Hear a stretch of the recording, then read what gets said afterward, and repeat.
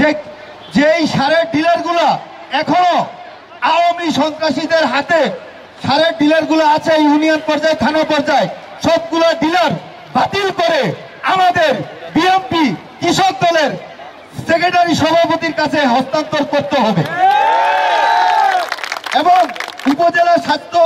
উপজেলায় কৃষি কর্মকর্তা যারা আছেন তাদেরকে বলবো আমাদের কৃষকের পাশে দাঁড়ানোর জন্য। এবং আমরা অনেক জায়গায় প্রোগ্রাম করে আমাদের অভিজ্ঞতা থেকে বলছি, কৃষি কর্মকর্তাদেরকে পাশে পাওয়া যায় না, ফোন দিলে তাদেরকে ফোনে পাওয়া যায় না। আমরা বলতে চাই এখন আর আওয়ামী লীগের আমল নাই, আপনারা অফিস না করেও টাকা নিবেন। প্রতিদিন আপনাদের অফিস করতে হবে, অফিসে আসতে হবে, আমার প্রান্তিক কৃষকের পাশে আপনার দাঁড়াতে হবে।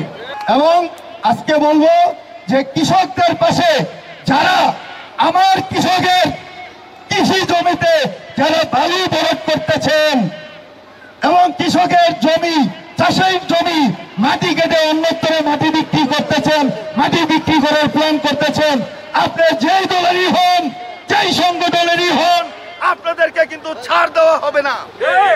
এবং এই বাংলার মাটিতে আপনাদেরকে বিচার করা হবে, কোনোভাবেই আপনাদেরকে ছাড় দেওয়া হবে না।